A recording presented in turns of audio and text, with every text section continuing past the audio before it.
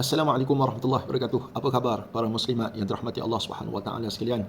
Alhamdulillah, Abaya Baifa telah membuat satu website laman sesawang untuk para muslimat sekalian mencari abaya-abaya terbaru dan eksklusif keluaran kami yang datang daripada Dubai, dan insya-Allah tuan-tuan Allah Subhanahu wa taala para muslimat sekalian boleh dapatkan dengan pre-order ataupun boleh menepah terus dan boleh membayar dengan kaedah 4 kali bayaran tanpa ada charge tambahan insya-Allah.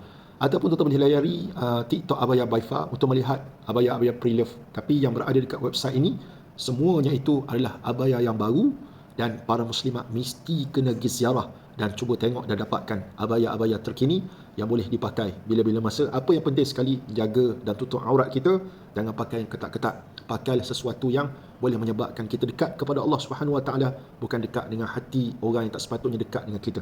Ingat, itu pesanan daripada saya selaku pengasas bersama Abaya Baifa, dan insya-Allah kalau nak rajin boleh datang ke butik kami di Klemang Ria, berdekatan dengan JNT yang berada kat Klemang Ria ni. Boleh datang secara fizikal untuk melihat butik kami di Klemang Ria, Cemor, Perak dan Ridwan insya-Allah. Assalamualaikum warahmatullahi wabarakatuh.